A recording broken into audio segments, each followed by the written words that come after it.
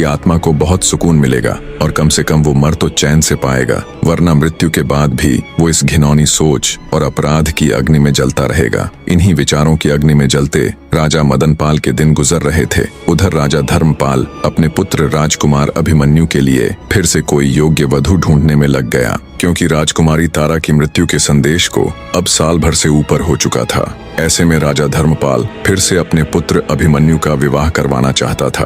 राजकुमार अभिमन्यु को जब ये खबर मिली तो वो अपने पिता राजा धर्मपाल के पास जाता है और कहता है, माफ कीजिएगा पिताजी, पर हर इंसान के जीवन में शादी और प्रेम केवल एक ही बार होता है और मेरे जीवन में वो हो चुका है। भले ही मैंने राजकुमारी तारावती के साथ समय व्यतीत न किया हो, पर मेरा प्रेम तो उसी से है। मुझ में ही कोई दोष होगा, तभी तो वो मुझे छोड़कर चली गई। और इस बात की क्या प्रतिभूति है कि मेरे दूसरे विवाह के पश्चात मेरी दूसरी पत्नी जिंदा रहेगी। तो हे पिताश्री, मैं अब दूसरी शादी नहीं करूंगा। पर राजा धर्मपाल के ऊपर राजकुमार की बातों का कोई फर्क नहीं पड़ा। उसने अपनी तलाश जारी रखी। जब ये बात उड़ते उड़ते राजकुमारी तारा के कानों तक पहुंची कि उसका पति उससे इतना प्रेम करता है कि वो अब दूसरा विवाह तक नहीं करना चाहता, तो वो भाव विभोर हो उठी। उसकी आंखों से अश्रु बह निकले। उसका मन कर रहा था कि वो अभी भागी भागी अभिमन्यु के पास जाए और उससे लिपटकर अपनी सारी व्यथा उसे कह सुनाए। पर किस मुंह से वो अपनी आप बीती राजकुमार अभिमन्यु के सामने बताए? किस मुंह से उसे ये कहे